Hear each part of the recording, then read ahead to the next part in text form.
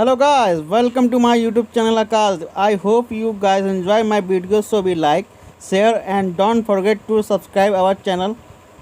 And today's topic is class 8th NCERT summary part 3, जो हम आज क्लास 8th की NCERT summary का और फास्ट थर्ड पार्ट है जो क्लास 8th की उसका चैप्टर 3 आज हम स्टार्ट करने वाले हैं। तो let's start on topic. Chapter 3 है ruling the countryside. The company becomes the दीवान।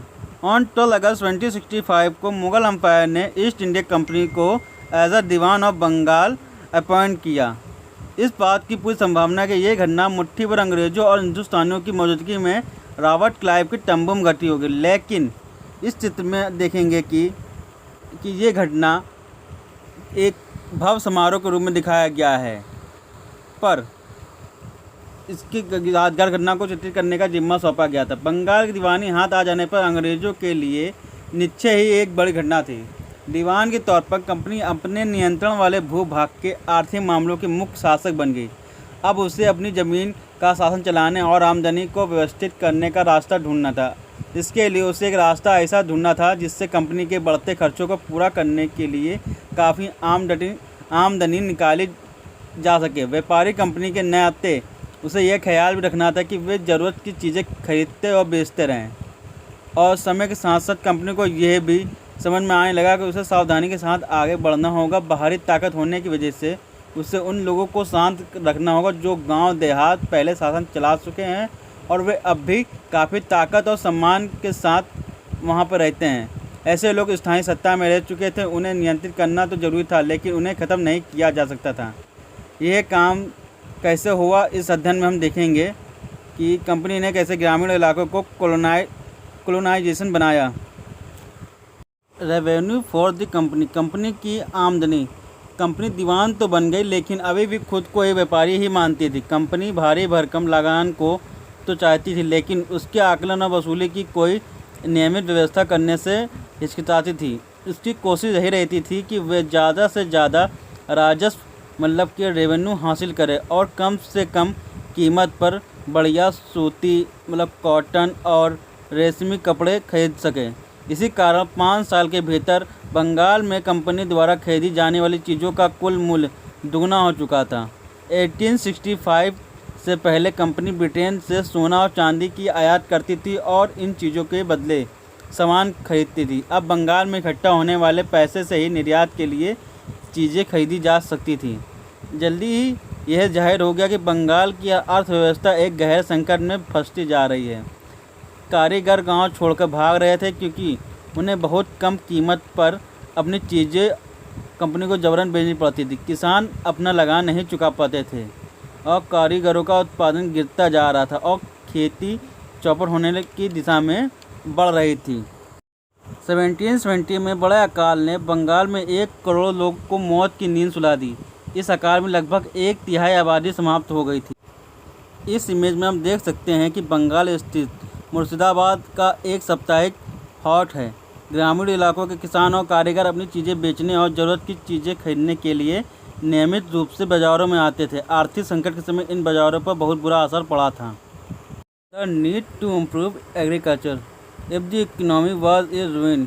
मतलब कि कहने का मतलब है कि जब आर्थिक संकट में थी तो क्या कंपनी में राजस्व आय के बारे में आश्वस्त रह सकती थी। कंपनी के ज़्यादातर अफसरों को ये लगने लगा कि ज़मीन में निवेश करना और खेती में सुधार लाना ज़रूरी है। ये काम किस तरह किया जा सकता है, इन सारे क्वेश्चन पर 2 डेकेड्स तक बहस चली। आखिरकार कंपनी ने 1793 में स्थायी बंदोबस्त लागू किया, मतलब कि परमानेंट सेटलमेंट। इस सेटलमेंट की शर्तों के हिसाब से राजाओं और तालुकदार को जमींदारों के रूप में मान्यता दे दी गई। उन्हें किसानों से लगान वसूलने और कंपनी को राजस्व मतलब रेवेन्यू चुकाने का जिम्मा सौंपा गया। उनकी ओर से चुकाई जाने वाली अमाउंट स्थायी रूप से तय कर दी गई। इसका मतलब है कि भविष्य में कभी भी उसमें इजाफा नहीं किया जा सकता। अंग्रेज़ों को लगता था कि इससे उन्हें एक नियमित रूप से राजस्व मिलता रहेगा और जमींदारों को ज़मीन में सुधार के लिए खर्च करने का प्रोत्साहन मिलेगा। उन्हें लगता था कि क्योंकि राज्य के ओर से राजस्व की मांग बढ़ने वाली नहीं थी, मतलब कि रेवेन्यू की मांग बढ़ने वाली नहीं थी, इसलिए जमींदार बढ़ते उत्पादन से फ़ायदे में रहेंगे। द प्रॉब्लम, परमानेंट सेटलमेंट ने बहुत सारी प्रॉब्लम पैदा कर दी थी। कंपनी ने अफसरों ने पाया कि अभी भी जमींदार ज़मीन में सुधार के लिए खर्चा नहीं कर पा रहे हैं। असल में कंपनी ने जो राजस्व तय किया था वह इतना ज़्यादा था कि उसको चुकाने में जमींदार थे उनको भारी परेशानी हो रही थी। जो जमींदार राजस्व चुकाने में विफल हो जा रहे थे तो उनकी ज़मींदारी तो छीन ली जाती थी और बहुत सारे जमींदारों को कंपनी बाकायदा नीलाम कर देती थी। और 19वीं सेंचुरी के स्टार्टिंग के फर्स्ट डिकेड में हालात बदल चुके थे और बाज़ार में कीमतें बढ़ी और धीरे धीरे खेती का विस्तार होने लगा। इससे ज़मींदारों को आमदनी में सुधार आया, लेकिन कंपनी को कोई भी प्रॉफिट नहीं हो रहा था, क्योंकि कंपनी तो हमेशा के लिए रेवेन्यू को फिक्स कर चुकी थी। अब राजस्व में वृद्धि नहीं कर सकती थी, लेकिन ज़मींदारों को अभी भी ज़मीन की बेहतरी में कोई दिलचस्पी नहीं थी।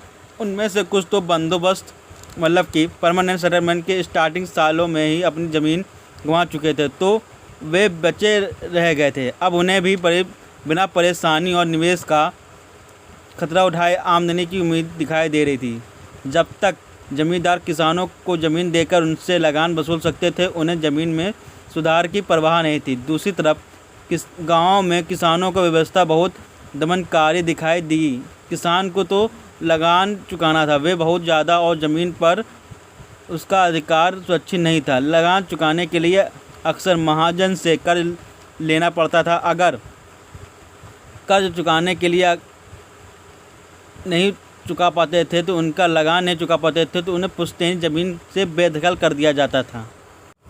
अ new system is devised by the early 19th century में कंपनी के बहुत सारे ऑफिसर को इस बात का यकीन हो चुका था कि रेवेन्यू परमानेंट सेटलमेंट में दोबारा बदलाव लाना जरूरी है। जब कंपनी को शासन और व्यापार के अपने खर्च चलाने के लिए और पैसे की ज़रूरत हो तो वे परमानेंट रूप से रेवेन्यू तय करने का काम कैसे चला सकती है।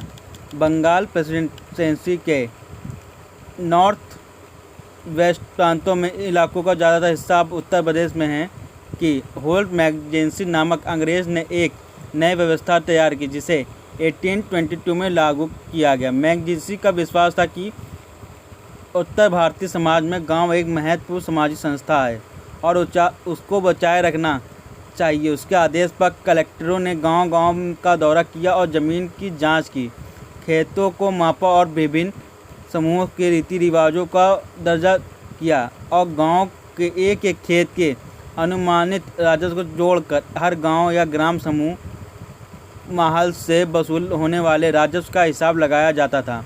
ये राजस्व को स्थायी रूप से तय नहीं किया गया, बल्कि उसमें समय समय पर संशोधनों की गुंजाइश रखी गई और राजस्व इकट्ठा करने और उसे कंपनी को अदा करने का जिम्मा जमींदार की बजाय गांव के मुखिया को सौंप दिया गया। इस व्यवस्था को महलवारी सेटलमेंट का नाम दिया गया। मुनरो सिस्टम, ब्रिटिश नियंत्रण वाले दक्षिण भारतीय इलाकों में भी परमानेंट सेटलमेंट की जगह नई व्यवस्था अपनाने का प्रयास किया जाने लगा। वहाँ जो नई व्यवस्था विकसित हुई उसे रैयतवाड़ या रैयतवाड़ी के नाम से दिया गया।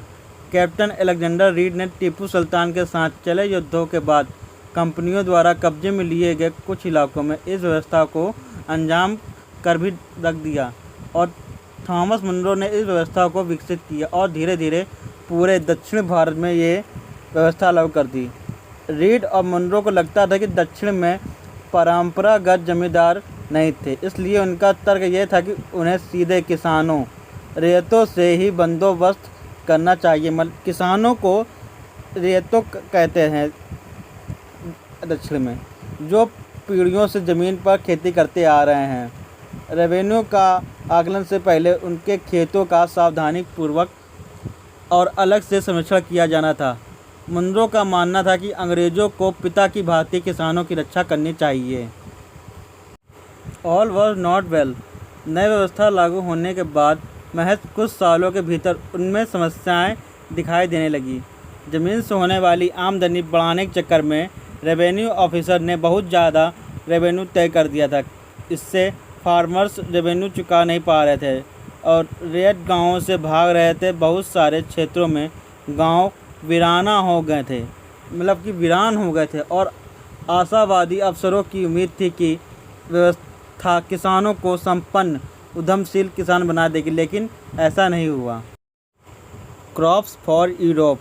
अंग्रेज़ों ने यह महसूस किया कि ग्रामीण इलाके न केवल रेवेन्यू प्रदान कर सकते हैं, बल्कि वहाँ यूरोपों की ज़रूरत के हिसाब से सही फसलें भी पैदा की जा सकती हैं।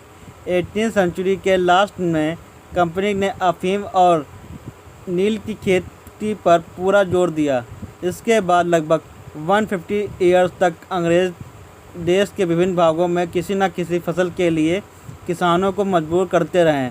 बंगाल में पटसन, असम में चाय और संयुक्त प्रांत, उत्तर प्रदेश में गन्ना, पंजाब में गेहूं और महाराष्ट्र व पंजाब में कपास और मद्रास में चावल। अंग्रेज़ों ने ये सभी ज़रूरत की फसलों की खेती को फैलाने के लिए कई तरीके अपनाए। आइए जानते हैं कैसे। इस पिक्चर में आप देख सकते हैं कि दो चित्र हैं। इसमें कॉटन क्लॉथ के छापों की दो तस्वीरें दी गई हैं। जो लेफ्ट हैंड साइड की तस्वीर में भारत में आंध्र प्रदेश के बुनकरों द्वारा बनाए गए कलमकारी छापे दिखाई दे रहे हैं। दूसरी तरफ ब्रिटेन के प्रसिद्ध कवि और कलाकार विलियम मॉरिस द्वारा बनाए गए फूल वाले छापे हैं। दोनों छापों में एक बात समान है, दोनों में ही गहरे नीले रंग का प्रयोग किया गया है।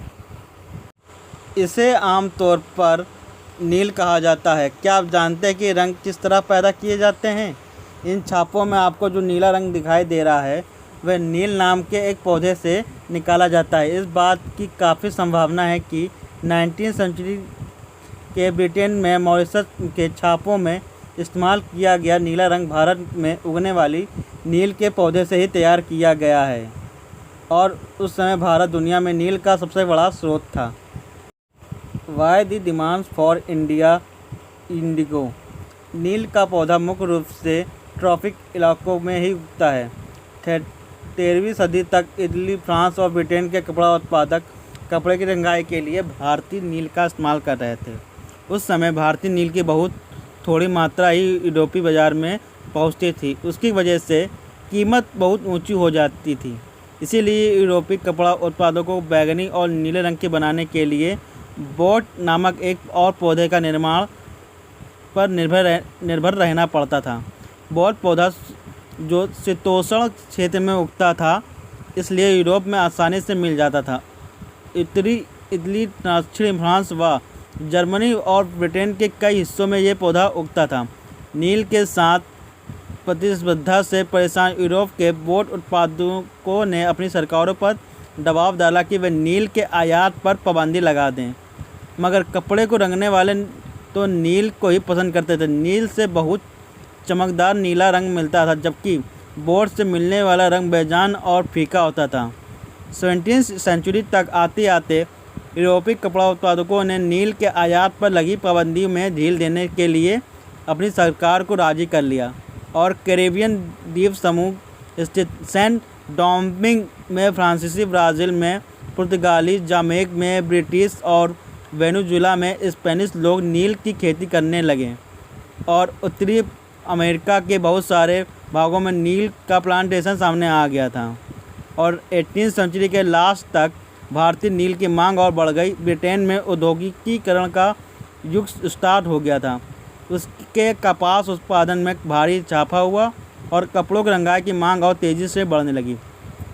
जब नील की मांग बढ़ी और उसी दौरान वेस्ट इंडीज़ और अमेरिका से मिलने वाली आपूर्ति अनेक कारणों से बंद हो गई। 1783 से 1789 के बीच दुनिया का नील उत्पादन आधा रह गया था। ब्रिटेन के अंग्रेज़ अब नील की आपूर्ति के लिए बेचैनी से किसी और स्रोत की तलाश कर रहे थे।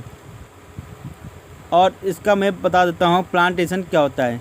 प्लांटेशन एक विशाल खेत जिस पर बागान मालिक बहुत सारे लोगों से जबरन काम करवाता था। कॉफ़ी, गन्ना, तंबाकू, चाय का और कपास आदि के विषयों में बागानों का जिक्र किया जाता है। Britain turns to India. Bharat में ब्रिटेन की बढ़ती दिलचस्पी, यूरोप में नील की बढ़ती मांग को देखते हुए ईस्ट इंडिया कंपनी भी भारत में नील की खेती बढ़ाने के रास्ते ढूंढने लगी और 18वीं सेंचुरी के लास्ट में बंगाल में नील की खेती तेज़ी से फैलने लगी। बंगाल में पैदा होने वाला नील दुनिया के बाज़ारों में छा गया और 1788 में ब्रिटेन द्वारा आयात किए गए नील में भारतीय नील का हिस्सा केवल लगभग 30% था और 1810 में ब्रिटेन द्वारा आयात किए गए नील में भारतीय नील का हिस्सा 95% तक हो चुका था। जैसे जैसे नील का व्यापार फैला, कंपनी के अफसर और व्यावसायिक एजेंट नील के उत्पादन में पैसा लगाने लगे। समय बीतने के साथ कंपनी के बहुत सारे अधिकारियों ने नील के अपने कारोबार पर ध्यान देने के लिए अपनी नौकरियां तक छोड़ दी थी। भारी मुनाफे की उम्मीद में स्कॉटलैंड और इंग्लैंड के बहुत सारे लोग भारत आए और उन्होंने नील के प्लांटेशन करना स्टार्ट कर दिया। जिनके पास नील की पैदावार के लिए पैसा नहीं था, उन्हें कंपनी और नए नए बैंक कर्जा देने लगे को तैयार हो गए थे। How was indigo cultivated. नील की खेती कैसे होती है, इसको जानने के लिए नील की खेती के दो मुख्य तरीके थे, निज और रेती। निज खेती की व्यवस्था में प्लांटेशन मालिक खुद अपनी ज़मीन में नील का उत्पादन करते थे और वे ज़मीन खरीद लेते थे और दूसरे ज़मींदारों से ज़मीन भाड़े पर लेते थे और मज़दूरों को काम पर लगाकर नील की खेती करवाते थे। द प्रॉब्लम विद निज cultivation. The planters found it difficult to expand the area निज कल्टीवेशन। नील की खेती केवल उपजाऊ ज़मीन पर ही की जा सकती थी। ऐसी ज़मीनों पर आबादी पहले ही बहुत ज़्यादा थी, यहाँ छोटे मोटे खेती उनके हाथ लग पाते थे। नील की खेती करने के लिए उन्हें बड़े बड़े भूखंडों की ज़रूरत थी। इस तरह ज़मीनें उन्हें कहाँ से मिल सकती थी। उन्होंने नील की फैक्ट्री के इर्द गिर्द पट्टे पर ज़मीन लेने के प्रयास किए, वहाँ के किसानों को हटवा दिए। इसके टकराव और तनाव पैदा होता जा रहा था। मज़दूरों का इंतज़ाम करना भी आसान नहीं था। बड़े बागान के लिए बहुत सारे मज़दूरों की ज़रूरत होती थी और मज़दूरों की ज़रूरत भी सबसे ज़्यादा उसी समय होती थी जब किसान धान की खेती में व्यस्त रहते थे। बड़े पैमाने पर निज खेती के लिए बहुत सारे हल बैलों का भी ज़रूरत थी। 1 बीघा नील की खेती के लिए 2 हल चाहिए थे। इसका मतलब था कि अगर किसी बागान मालिक के पास 1000 बीघा ज़मीन है तो उसे 2000 हलों की ज़रूरत पड़ती थी। हलों को खरीदना और उनका रख रखाव एक बड़ी समस्या थी। किसानों से भी हल नहीं मिल सकते थे और उन्हें अपने लिए ही इन चीज़ों की ज़रूरत होती थी। जिस समय नील उत्पादकों को ज़रूरत होती थी उसी समय किसानों को हल बैल भी चावल के खेतों में व्यस्त रहते थे। 19वीं सेंचुरी के लास्ट तक बागान मालिक निज खेती का क्षेत्रफल फैलाने में हिचकिचाते थे। इस व्यवस्था के तहत नील की पैदावार 25% से भी कम ज़मीन आती थी। बाकी ज़मीन रेती व्यवस्था के अंतर्गत थी। Indigo on the land of riots. रेती व्यवस्था के तहत बागान मालिक रेतों के साथ एक अनुबंध कि सट्टा करते थे कि कई बार वे गांव के मुखियों को भी रेतों की तरफ से समझौता करने के लिए बाध्य कर देते थे। जो अनुबंध पर दस्तखत कि साइन कर देते थे, उन्हें नील उगाने के लिए कम ब्याज दर पर बागान मालिकों से नगद कर्जा मिल जाता था और कर्ज लेने वाले रैयत को अपनी कम से कम 25% ज़मीन पर नील की खेती करनी होती थी। बागान मालिक बीज और उपकरण मुहैया कराते थे, जबकि मिट्टी को तैयार करने, बीज बोने और फसल को देखभाल करने का जिम्मा काश्तकारों को ऊपर रहता था। जब कटाई के बाद फसल बागान मालिकों को सौंप दी जाती थी तो रैयत को नया कर्जा मिल जाता था और वही चक्र दोबारा से लागू हो जाता था। जो किसान पहले इन कर्जों से बहुत आकर्षित थे, उन्हें जल्द ही समझ आ गया कि यह व्यवस्था कितनी ही कठोर है। उन्हें नील की जो कीमत मिलती थी वह बहुत कम थी और कर्जों का सिलसिला कभी ख़त्म ही नहीं होता था। समस्याएं और भी थी। बगान मालिक चाहते थे कि किसान अपने सबसे बढ़िया खेतों में ही नील की खेती करे, लेकिन नील के साथ परेशानी यह थी कि उसकी जड़ें बहुत गहरी होती थी और वे मिट्टी की सारी ताकत खींच लेती थी और नील कटाई के बाद वहाँ धान की खेती नहीं की जा सकती थी। इसके चलते ही उसके बाद नील विद्रोह और बहुत सारे कारण आए। The blue rebellion and after March 1859 में बंगाल के हजारों रैयतों ने नील खेती से इनकार कर दिया। जैसे जैसे विद्रोह फैला, रैयतों ने बगान मालिकों को लगान चुकाने से भी इनकार कर दिया। वे तलवार, भाले और तीर कमान लेकर नील की फैक्ट्रियों पर हमला करने लगे। औरतें अपने बर्तन लेकर लड़ाई में कूद पड़ी। बगान मालिकों के लिए काम करने वालों का सामाजिक बहिष्कार कर दिया गया और बगान मालिकों की तरफ से लगान वसूली के लिए आने वाले गुमास्ता मतलब कि जो एजेंटों की पिटाई की गई। रैयतों ने कसम खा ली कि ना तो वे नील की खेती के लिए कर्जा लेंगे और ना ही बगान मालिकों के लठियालों और लाठीधारी गुंडों से डरेंगे। नील के किसान चुप बैठने को तैयार नहीं थे, क्योंकि उन्हें बगावत की ताकत कहाँ से मिली इसमें कोई शक नहीं था कि नील की खेती अत्यंत दमनात्मक थी। लेकिन जो लोग दबे हुए होते हैं वे हमेशा बगावत नहीं करते। ऐसा कभी कभी ही होता है। 1859 में नील रैयतों को लगा कि बगान मालिकों के खिलाफ बगावत में उन्हें स्थानीय जमींदारों और मुखिया का भी समर्थन मिल सकता है। बहुत सारे गांवों में जिन मुखियों से नील के अनुबंधों पर जबरन दस्तखत कराए गए थे, उन्होंने नील के किसानों को इकट्ठा किया और लठियालों के साथ आमने सामने की लड़ाई लड़ी। कई स्थानों पर रैयतों को बगावत के लिए उकसाते हुए जमींदार गांव घूमने लगे। जमींदार इस बात से परेशान थे कि बगान मालिकों की ताकत बढ़ती जा रही है और बगान मालिक जबरन लंबे समय के लिए ज़मीन ले लेते थे और नील के किसानों को ये भी लग रहा था कि अंग्रेज़ सरकार भी संघर्ष में उनका साथ देगी। 1857 की बगावत के बाद ब्रिटिश सरकार एक और व्यापक विद्रोह के खतरे से डरी हुई थी। जब नील की खेती वाले ज़िलों में एक और बगावत की खबर फैली तो लेफ्टिनेंट गवर्नर ने 1859 की सर्दियों के इलाकों का दौरा किया। रैयतों को लगा कि सरकार उनकी दुर्दशा से परेशान है। बरसात में मजिस्ट्रेट एस्ले ईडन ने एक नोटिस जारी किया जिसमें कहा गया कि रैयतों को नील के अनुबंध मानने के लिए मजबूर नहीं किया जाएगा। इस नोटिस के आधार पर लोगों में ये खबर फैल गई कि रानी विक्टोरिया ने नील की खेती न करने का हुक्म दे दिया है। ईडन किसानों को शांत करने और विस्फोटक स्थितियों को नियंत्रित करने की कोशिश कर रहे थे। उनकी कार्रवाई को किसानों ने अपने विद्रोह का समर्थन मान लिया। जैसे जैसे विद्रोह फैला, कलकत्ता के पढ़े लिखे लोग भी नील जिलों की ओर जल पड़े। उन्होंने रैयतों की दुर्दशा, बगान मालिकों की ओर ज़बरदस्ती और अत्याचारी नील व्यवस्था के बारे में लिखा। इस बगावत से परेशान सरकार को बगान मालिकों की रक्षा के लिए सेना बुलानी पड़ी। नील उत्पादन व्यवस्था की जांच करने के लिए एक नील आयोग भी बना दिया गया। इस आयोग ने बगान मालिकों को दोषी पाया और जोर जबरदस्ती के लिए उनकी आलोचना की। आयोग ने कहा कि नील की खेती रैयतों के लिए फ़ायदे का सौदा नहीं है। आयोग ने रैयतों से कहा कि वे मौजूदा अनुबंधों को पूरा करें, लेकिन आगे से वे तो नील की खेती बंद कर सकते हैं।